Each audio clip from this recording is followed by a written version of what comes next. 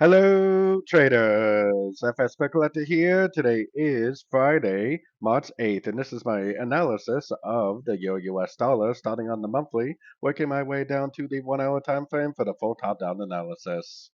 So today is non-farm payroll for the US dollar, so definitely be aware of that. That's going to have a big effect on the dollar pairs, all of them. But on the monthly time frame, let's do our full top-down analysis. I still think this is very likely to turn into an uptrend. I still think eventually it is going to take out these highs, most likely end up all the way up at one of these higher Fibonacci extension levels. So let's take a look at that on the weekly time frame. On the weekly time frame, I still think this first uptrend right here is a wave one. I still think this middle section right here is an expanding wave, expanding flat wave two. Higher high wave B, lower low wave C. Definitely fits the characteristics of an expanding flat. I think this right here is a trend. I think this is already a wave three, so that makes this a one of three, a two of three, and I think this is very likely to end up continuing up for a wave three of wave three.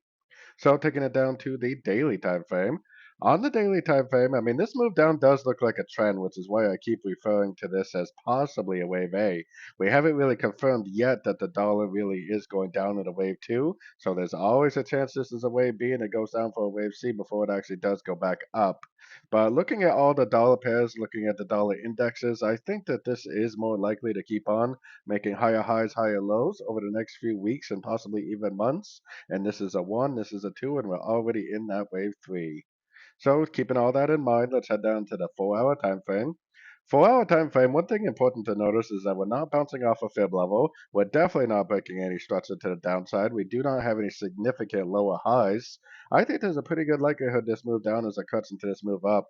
Hopefully today's non-farm payroll news is going to cause this to go up. And that should help confirm on the higher time frames that we really are in a wave three and that this is actually not a wave C. So taking it right down to the 1 hour time frame. On the 1 hour time frame, I got my Fibonacci retracement out here from top to bottom. Like I said, I do think there's a pretty good chance that this move down is a correction to this move up. And I think there's a pretty good chance that it is going to go down to one of these fib levels. Now, today's news does quite often cause like what I call a spike reversal. A lot of the times it will initially maybe go down, but then the real move will actually end up being up. Really, it's like a bear trap.